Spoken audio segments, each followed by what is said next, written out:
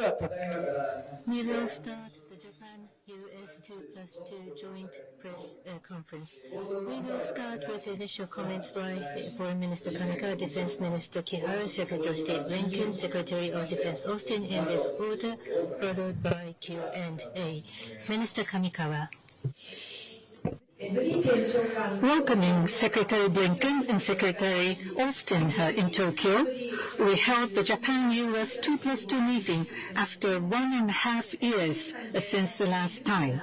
We were able to have a very productive discussion at the ministerial level. The international community is increasingly deeply divided. Developments that shape the free and open international order based on rule of law are continuing. We must deepen and grow our alliance and enhance deterrence power in order to thoroughly defend the existing international order. We are standing at a historic turning point, a critical juncture where today's decision will determine our future. Prime Minister Kishida's official visit to the United States this April was of historical significance, elevating the Japan-US alliance to an unprecedented height. We were able to show in a powerful way, domestically and globally, that Japan and the United States are global partners. The Japan-US 2+2 meeting this time was a valuable opportunity to align and coordinate between our two countries on perception of difficult regional security environment, as well as to operationalize the outcome of Prime Minister's visit to the United States, thereby further developing Japan-US alliance. On regional security environment, we agreed that China's external stance and military actions aiming to recreate international order to meet its own interests are posing serious concern for the region as well as the international community. We also shared the concern over further strategic military cooperation between Russia and China. Moreover, we reaffirmed our commitment for complete denuclearization of North Korea, and we also showed the concern of Russia and North Korea military cooperation, including possible military assistance from Russia to North Korea. Recognizing the regional security environment developments, we discussed cooperation in command and control, collaboration in defense equipments and advanced technology in partnership with the like-minded countries, as well as a presence in the Nansei Shoto Islands and cross-domain operation and other broad-based areas. As for alliance coordination, we have proceeded to have more efficient and facilitated coordination since our last 2+2 meeting. Japan and the U.S. will continue to consider and improve the ACM or alliance coordination mechanism to further effectively. As the competent Ministry on Foreign Policy, we will engage as necessary in strengthening cooperation between JJOC and the U.S. side command. Strengthening defense industry foundation, making supply chain more resilient, and expanding co-production directly lead to deterrence and response capabilities for Japan-US alliance. At the 2+2 this time, we were able to show ministerial guidance forward based on the discussion under DICAS. We also shared the awareness that to achieve our goal of realizing free and open Indo-Pacific, it is indispensable for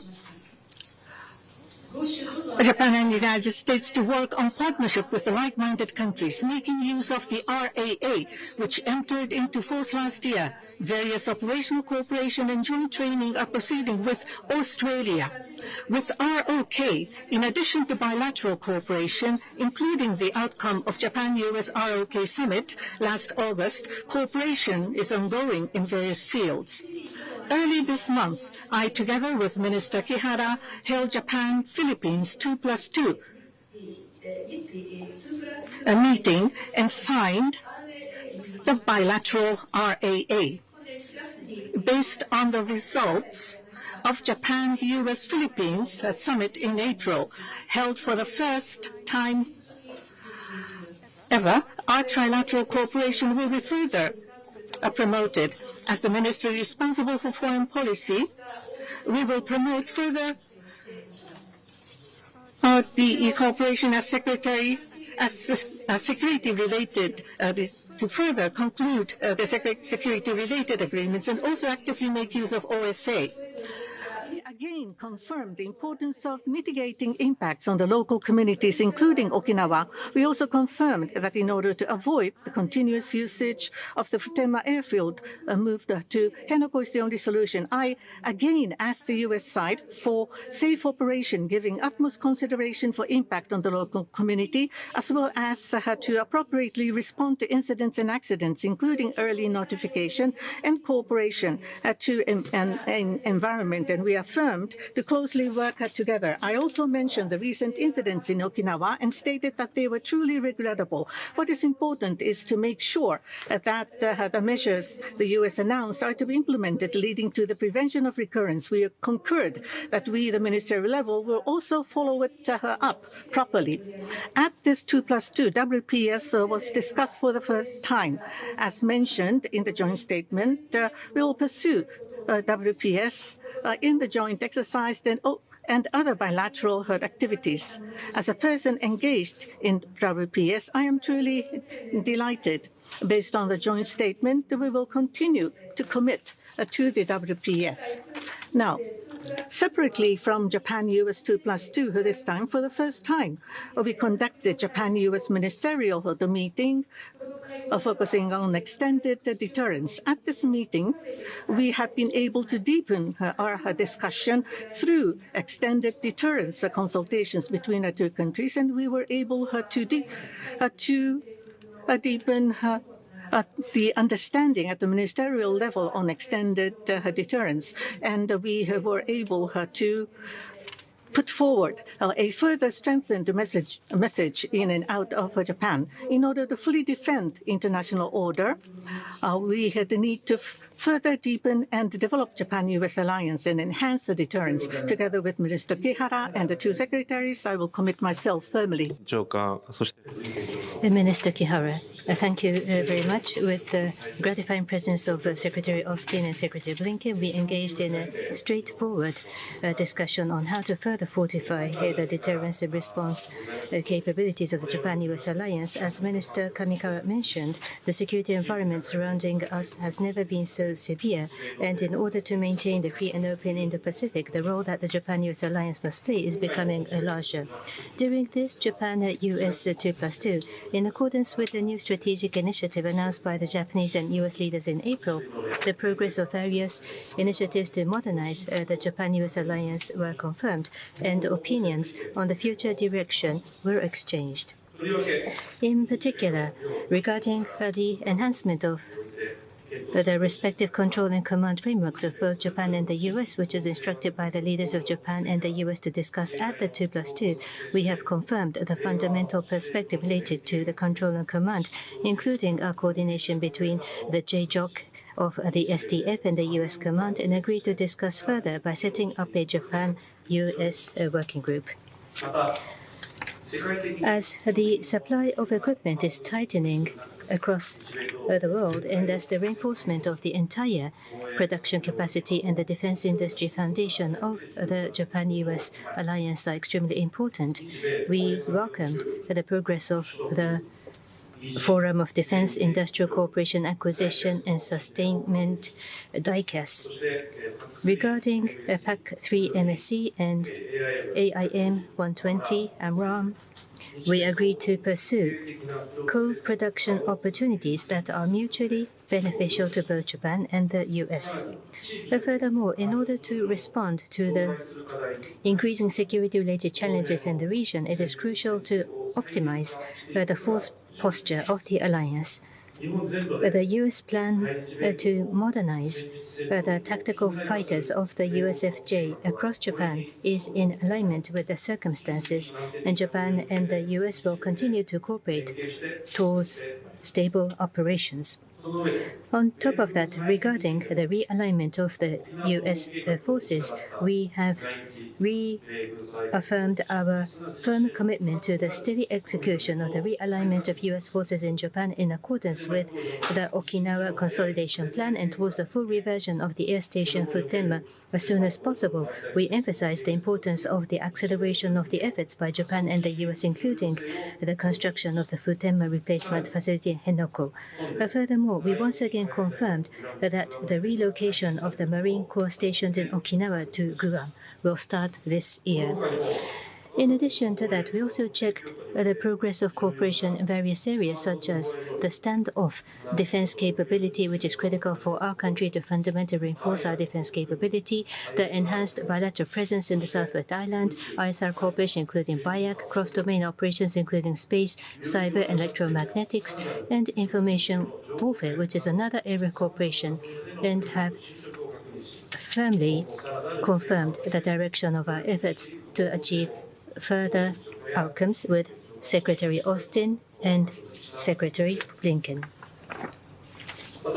In addition to the Japan-US 2+2, we managed to hold the Japan-US Ministerial Meeting on Extended Deterrence this time. Since 2010, the Extended Deterrence Dialogue, EDD, has been held periodically at the working officials level, but in view of the severe security environment, including nuclear, it was extremely meaningful that the first ministerial meeting dedicated and standalone to extended deterrence was held, where intensive discussions took place. The Japan-US alliance has been the cornerstone of our country's security policy and has continued to be the foundation, linchpin of the peace, security, and prosperity of the region. As the free and open international order based on the rule of law are seriously challenged by unilateral changes or attempts to change the status quo by force, and the international community entering a new era of crisis, I am convinced that the Japan-US alliance will become even more significant. The Japan-US 2+2 held today is an important step forward in order to pioneer such a new era. And by working together with my three reliable colleagues here with me today, I will demonstrate my steadfast determination to realize the free and open Indo-Pacific by my words and deeds. Thank you. Thank you very much. Minister. Request the Secretary Blinken to take the floor. Thank you. Well, let me first begin by thanking Foreign Minister Kamikawa, Defense Minister Kihara, not only for the very warm welcome today, but also for the very productive discussions. And as always, I'm grateful to be joined by my friend and partner, Secretary of Defense Austin. With their indulgence, I just want to say a few words quickly about the election that will take place today in Venezuela before talking about the discussions that we had. Venezuelans will cast their votes for president. This is a pivotal event at a pivotal time, given the severe political, humanitarian, and economic crises the country faces. The United States, the international community, strongly support Venezuelans' right to vote, and we've championed the Barbados Agreement between the Uniform Opposition Platform and the Maduro government to restore political freedoms to Venezuela, even though Maduro and his representatives have fallen short of many of the commitments that were made in that agreement. Despite facing severe repression, there is enormous enthusiasm across the country about this election. The United States is not going to prejudge the outcome. This is a choice for Venezuelans to make. But the Venezuelan people deserve an election that genuinely reflects their will, free from any manipulation. The entire international community is going to be watching this very closely. We urge all parties to honor their commitments and to respect the democratic process. Having said that, Japan was the first country that Lloyd and I visited upon taking office. This is now my 6th visit to Japan, my 18th visit to the region over the last 3.5 years. It's a demonstration that for over 70 years, the United States-Japan alliance has been the cornerstone for peace, for stability in the Indo-Pacific, and now beyond. And it's helping make our own people more free, more secure, more prosperous. Today's meeting delivered on commitments that President Biden and Prime Minister Kishida made during the Prime Minister's state visit to Washington in April, modernizing our alliance for the future. Just over the last 36 hours, we have a number of firsts, and these firsts are going to have a qualitative impact on our alliance, on its strength, on its fitness for purpose. First, we agreed to upgrade our respective command and control structures, including a new Joint Forces headquarters, to meet the challenges of this moment. Second, we held our first standalone ministerial on extended deterrence, demonstrating clearly, in other words, that our ironclad commitment to defend our allies with the full range of our conventional and nuclear deterrence capabilities is fully enforced. Third, through a new forum on defense industrial cooperation, we launched co-production of advanced missiles. We're leveraging Japan's manufacturing capability to collectively produce critical national security technology. We do this at a time when we've seen some of the challenges that we all face to our defense industrial bases. Our collaboration will strengthen our mutual capacity. All of this underscores that our alliance has never been stronger. In fact, in my judgment, it's actually stronger than it's ever been. This is thanks to our work over the last 3.5 years, and I have to say the relationship is also deeper and broader than it's ever been before, more ambitious than it's ever been. We have a shared vision for a free and open Indo-Pacific. We strongly oppose the PRC's efforts to unilaterally change the status quo by force in the East China Sea, in the South China Sea, around Taiwan. We agree on the importance of upholding peace and stability across the Taiwan Strait. We continue to condemn the DPRK's reckless and unlawful nuclear and missile programs. We've taken concrete steps, including increased U.S., Japan, and ROK exercises, sharing real-time missile warning data to enhance our ability to detect and to deter threats. We are strengthened by Tokyo's transformational investments and policies over the last few years, from new defense strategies to a 2% defense spending target for their budget. We are also here at a time where we are deepening our network of partners across the board. We have an alliance that's anchoring a network of increasingly integrated allies and partners in the region and beyond, and in particular, connecting Europe and the Indo-Pacific. We just came from ASEAN, whose centrality remains vital to the Indo-Pacific. Tomorrow, we have a meeting of the Quad with the U.S., Japan, India, Australia. We're enhancing trilateral cooperation with Korea, building on the Camp David Summit. We're also strengthening the trilateral partnership between Japan, the Philippines, and the United States. Secretary Austin and I will next go to Manila for our own U.S.-Philippines 2+2. We're exploring Japan cooperating on AUKUS, on advanced capability projects. And of course, we welcome Prime Minister Kishida, as well as other Indo-Pacific partners, to the NATO summit earlier this month. That's the third time that Japan has attended, along with Korea, Australia, and New Zealand. And what we're seeing here is something that I think is truly new and important in the work that we've done. As I said, building a bridge between our Atlantic partnerships and alliances and our Indo-Pacific alliances and partnerships.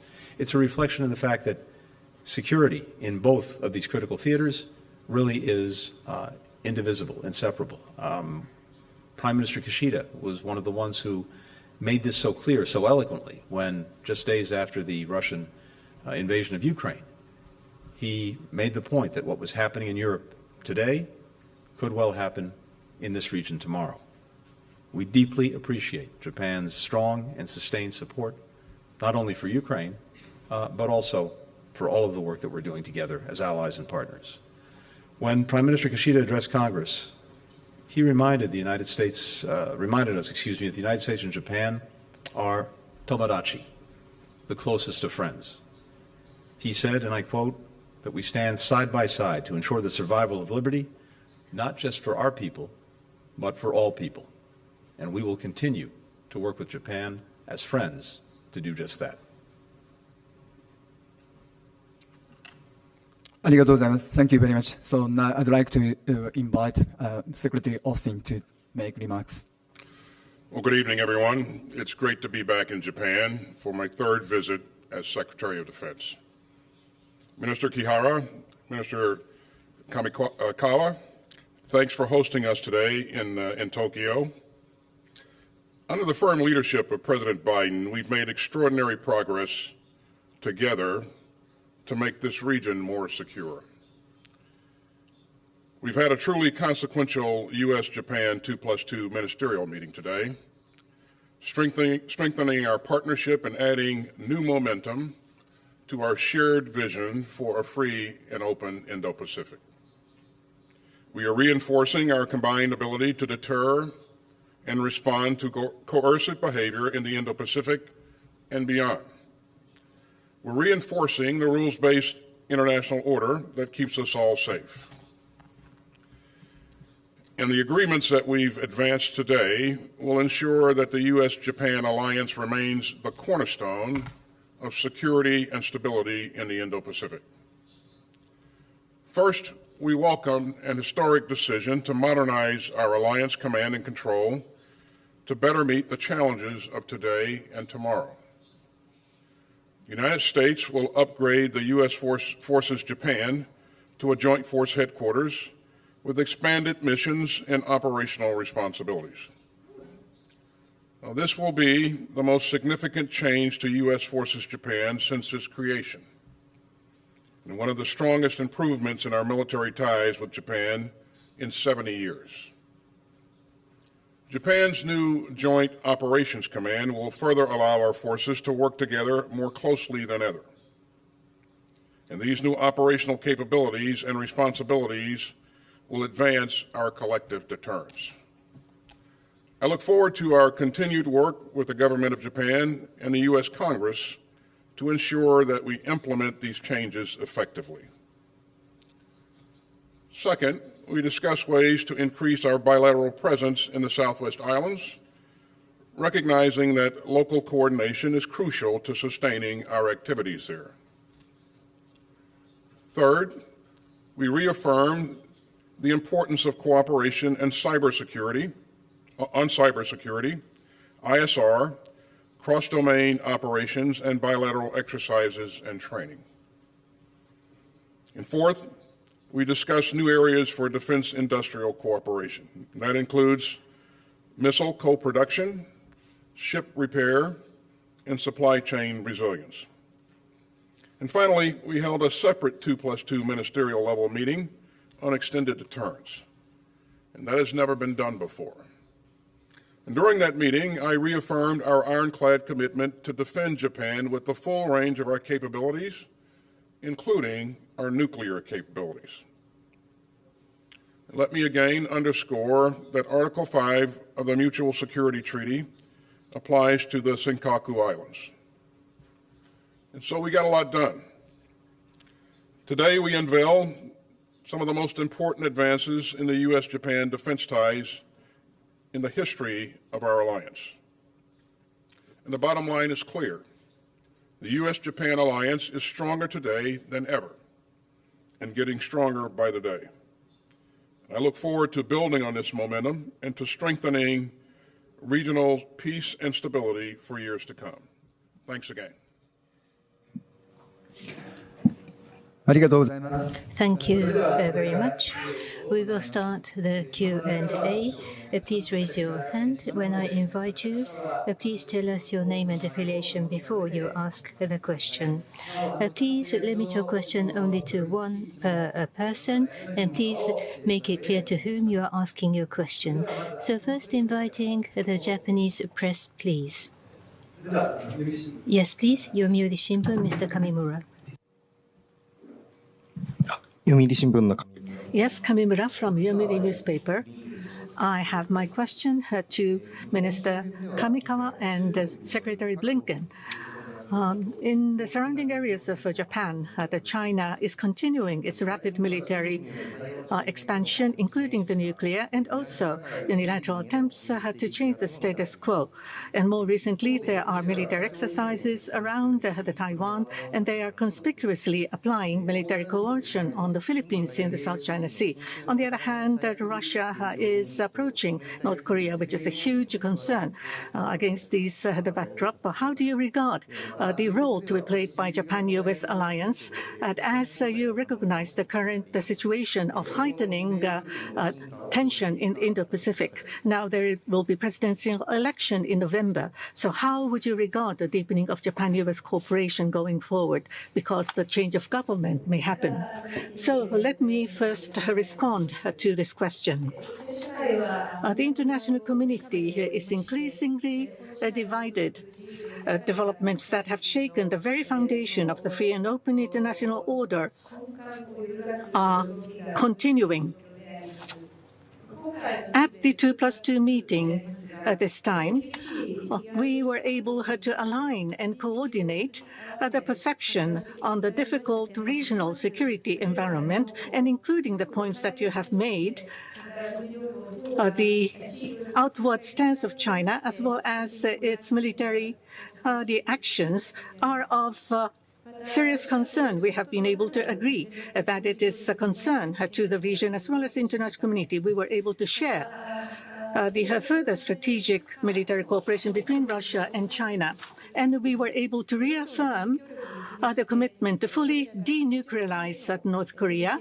And as for Russia-North Korea military cooperation, we have shared the concern for the possibility of military assistance from Russia to North Korea, as we see even more difficult security environment, Japan-U.S. alliance, which is the core, which have the core of a security regime between our two countries, which is something indispensable not only for the security of Japan, but for the peace and stability to be realized for the international community, including the Indo-Pacific. And the importance of the alliance is rising as never before.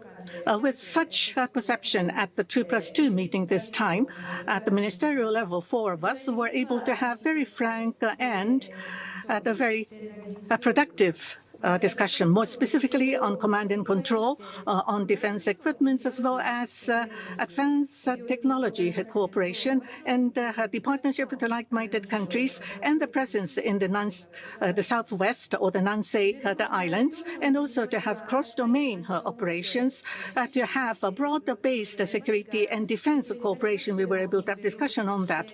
As for the U.S. situation, we are watching with keen interest, but in any case, in order to completely and thoroughly defend the international order, Japan and the U.S., based upon the 2+2 the meeting outcome, we should continue to enhance our deterrence power.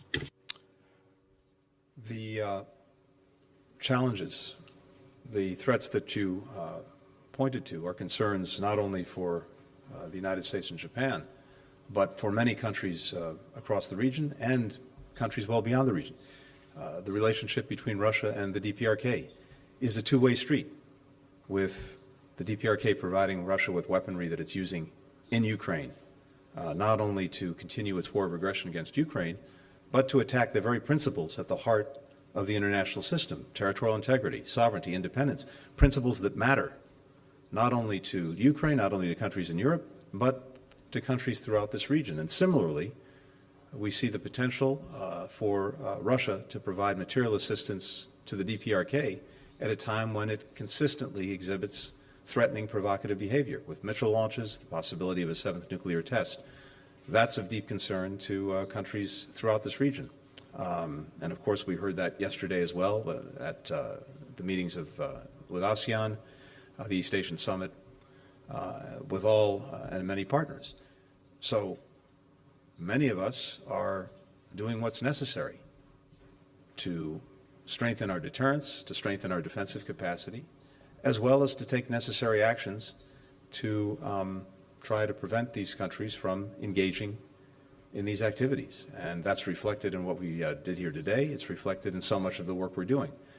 It's worth noting that Our alliance, the other alliances that we're engaged in, each and every one of them is defensive in nature. They have no ambitions toward anyone else and are never have been, never will be offensive in nature. But at a time when, unfortunately, these threats are increasing, our alliances, our partnerships, they're getting deeper, they're getting stronger, they're getting more effective. With regard to elections, for all of our democracies, that's a feature. And what I can say with regard to the United States and Japan is we have an alliance that's endured, but not only endured for decades, has gotten stronger. And as I think we've all reflected, in this moment, the alliance is stronger than it's ever been. And the reason for that is because it's manifestly in the interests of our people, the Japanese people, the American people, people well beyond our countries. And precisely because of that interest, I think it will, in fact, more than I think, I know it will be sustained irrespective of the outcome of elections in either of our countries. ありがとうございます。Thank you very much. Inviting the press from the United States.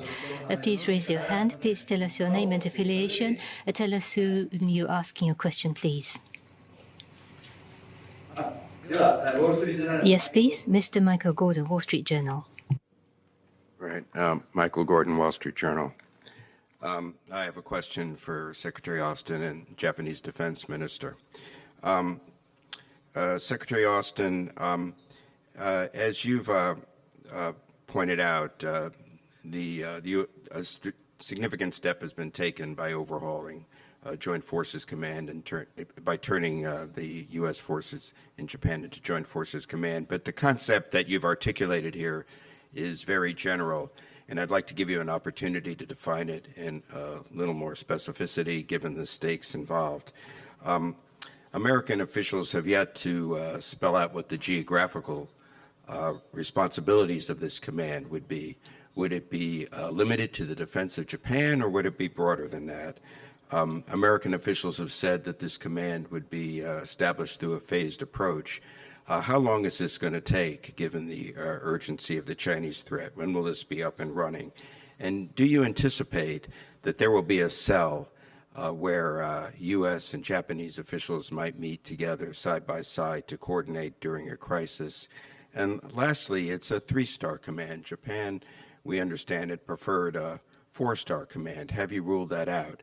And to the Japanese defense minister, sir, would Japan prefer that this Joint Forces Command be a 4-star command, as it is in South Korea? Would that be a better outcome for you?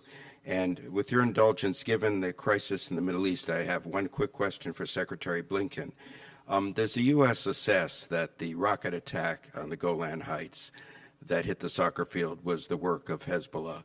What steps is the U.S. taking at this juncture to avoid a wider war in that part of the world? And if war does break out, will the U.S. have Israel's back and perhaps intervene militarily to defend Israel as it did against the Iranian missile and drone attack? Thank you. Well, thanks, Michael. That was about 30 questions as I count, but all wrapped into one. It's good to see you, Michael. You heard me say earlier that this is an historic decision, and you certainly recognize that given your background. You know, our alliance is stronger than ever, and I think our approach to command and control has to reflect that. And the speed of action, the speed of activity that we can expect to see in the future is such that we need to do everything we can to streamline things to make sure that we remain relevant and decisive in the battle space as we work together as allies. And so I think, you know, our bilateral approach to this command and control effort reflects that. And so with the upgrade of U.S. Forces Japan to Joint Force Headquarters, you know, the U.S. will have a direct leadership role in planning and leading U.S. forces in both peacetime and potential crises. And that'll give us an opportunity to work more closely together to ensure greater peace and stability. Now, you mentioned, you asked how long it's going to take, given the fact that the concerns of China presenting us challenges in the region. Our decision to move in this direction is not based upon any threat from China. It's based on our desire and our ability to work closer together and to be more effective. And you also asked whether or not we'd ruled out this command ever developing into a 4-star command. No, we haven't ruled that out. Again, we're going to continue to work with the government of Japan. We're going to continue to work with our Congress to make sure that that we get this right. And I do believe that we're off to a great start. And again, it's a phased approach because, as you know, standing up a joint headquarters, you can't snap your fingers and do that overnight. There are a lot of things that you have to take into consideration, and I think our commanders have done a great job of outlining the way ahead, and so I'm confident that this is going to add great value to our overall effort.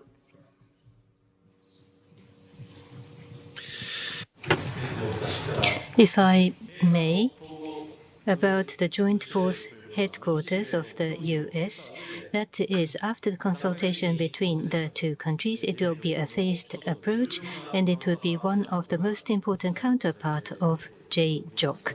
That is what is expected. As for the details going forward, there will be a working group of both Japan and the U.S., and at this moment it has not been decided. At the moment, the USFJ is led by a 3-star indeed, but at any rate, the JJOC of Self-Defense Forces and the U.S. counterpart, and the details, I will repeat myself, but it will be up to the discussion of the working group of U.S. and Japan. In this regard, on the U.S. side, the U.S. Congress will also have to be consulted, and therefore that is also what we understand. Michael, with regard to the Golan Heights, first, let me say that we are deeply saddened by the loss of life that we saw.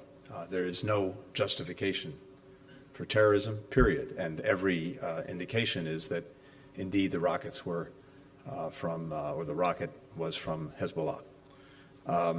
We stand by Israel's right to defend its citizens from terrorist attacks.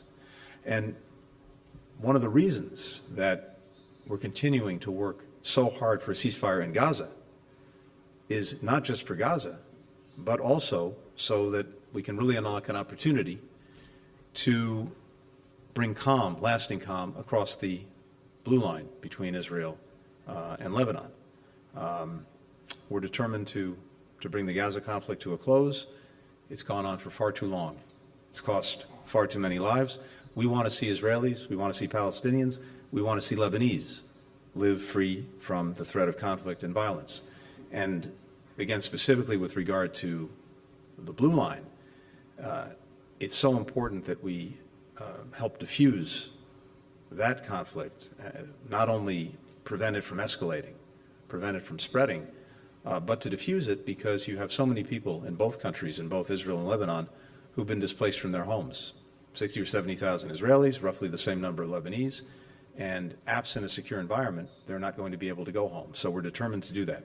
We're in conversations with the government of Israel, and again, I emphasize its right to defend its citizens and our determination to make sure that they're able to do that.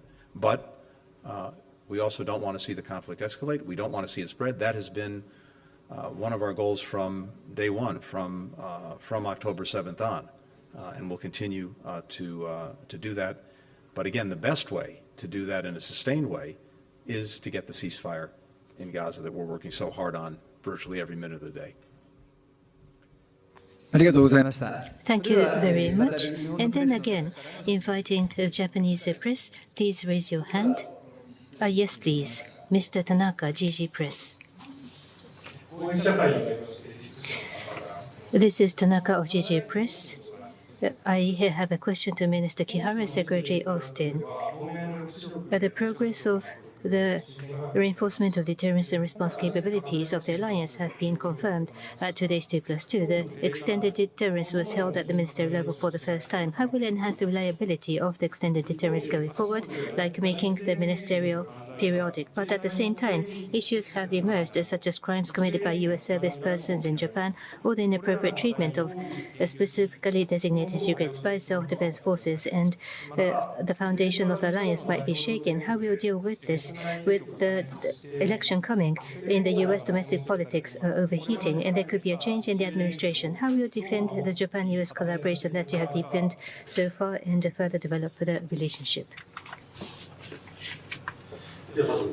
Then, let me start. First, the question about the extended deterrence. As I mentioned at my initial remarks, in addition to the 2+2, we held the first ministerial level meeting dedicated to extended deterrence, and we had an intensive discussion which was extremely significant. At this moment, nothing has been decided about the future, but also going forward, through the extended deterrence dialogue held at the working level and at high-level talks such as today's ministerial, I wish to advance our efforts to further raise the reliability of the extended deterrence of the United States. You asked about the recent incident by the U.S. service persons and information security. During today's 2+2, I raised the recent case that happened in Okinawa, and both myself and Minister Kamikawa, both of us mentioned that it is truly regrettable and mentioned that it is crucial to steadily implement the measures that the U.S. announced to prevent recurrence. We then agreed to properly follow up on this matter at the ministerial level as well. About the information security? Yes, indeed. Regarding information security, in the context of our discussion on the reinforcement of the deterrence and response capabilities of the alliance, we once again affirmed the importance of information security as the foundation of the alliance and discussed the deepening of our cooperation on the inappropriate treatment of especially designated secrets. I have learned that after the news went public, the Deputy Press Secretary of the US DoD said that they are confident about the relationship between Japan and US government and that between the SDF and the US military, but in order to maintain and strengthen the confidence of the US side, under my strong leadership, I will do my utmost to fundamentally reinforce the information security regime of the entire ministry. Lastly, there was a question about the presidential election. Yes, about the U.S. presidential election and related to the future of our alliance. As the government of Japan, it is hard for us to respond prematurely or prejudge on the election outcome, but for long, the bilateral alliance has been unwavering, and the importance of the alliance, I believe it is shared by common recognition by both the Democratic and the Republican parties between the two governments at various levels, such as the ministerial level, policy official levels, and between the units and the troops. A close coordination have been accumulated even during peacetime. And looking back at our history, I believe the bilateral defense cooperation have achieved concrete results based on such multi-layered connections. Regardless of the presidential election outcome, based on the new strategic initiatives announced at the Leader Summit in April, the discussions, and also based on the discussion we had during this 2+2 and others, the Ministry of Defense will further advance the discussions and endeavor to achieve concrete results in order to reinforce the deterrence and response capabilities of the Japan-US alliance. Well, thank you for the question. As you heard us say, this 2+2, separate 2+2 ministerial meeting that we had on extended deterrence is the first of its kind, never been done before. And I certainly won't go into the details of what was discussed, but I can tell you that I reaffirm the United States' commitment to defend Japan with the full range of our capabilities, and that includes nuclear capabilities. Regarding the sexual assault issue, I would just highlight for you that, number one, I agree with both ministers have said already that these are regrettable incidents, and they certainly don't reflect the core values of the United States military. And our leadership has put measures in place to ensure that these kinds of things don't happen again in the future. And our leadership, again, is I think, focused on the right things in terms of working with local leadership and working with the government of Japan to ensure that we continue to address these issues. On the issue of info security, I think it's important that we be able to trust our allies and partners. And as I look at how this situation evolved, it was, as Minister Kihara has said, it was quickly identified, leadership took appropriate action and reported it, and that in and of itself creates a measure of trust that I think will serve us well going forward. And I appreciate his personal involvement to ensure that we do the right things to protect our information. But again, whether it's no matter what it is, cyber issues or document security, we will continue to be challenged. All of us will continue to be challenged, and we have to do the right things to take care to protect our information here. Regarding the election, and potential outcomes, again, I certainly won't speculate on outcomes at the podium here. What I can tell you, though, is that I continue to see strong bipartisan support for Japan, and it's been that way over 70 years, and it will continue to be that way going forward. And anytime you see that level of bipartisan support in our government, you can expect that things will continue to improve and strengthen, no matter who's in charge. So, again, I think the things that we have done here today are extraordinary and speak to that strength of commitment, that strength of relationship that we have, and I believe it's going to be there for some time to come. Thank you very much. But unfortunately, time is running, so we will accept one last question from the U.S. side. So, Mr. Patrick Tucker from Defense One, please. Hi, Patrick Tucker from Defense One. For Secretary Austin and Minister Kihara, you mentioned today the industrial forum and agreements or understandings made about co-production of different counterstrike capabilities. Can you give us some more details and elaborate on specifics there? Are there timelines? Are there production numbers that you're anticipating in terms of counterstrike capabilities like PAC-3 and AMRAAM missiles? What can we expect? And for Minister Kihara and Secretary Blinken, does Japan and the United States, do you both share an understanding of the role each country would play in the event of a Chinese invasion of Taiwan in the next 5 years? Thank you. Well, thanks for the question. I don't have any announcements to make today in terms of details on co-production. What I can tell you, though, what's important is that we have committed to working together on producing counterstrike capability, and that commitment is real. And our staffs continue to do the hard work to ensure that this becomes a reality. And I'm pretty excited about that. It will increase our enable us to increase our magazine depth in a number of areas and increase interoperability as well. So I think the important part here, though, is that we continue this work, and it is serious and earnest work, and I think that when the appropriate time comes, we'll make the announcements from the podium. So.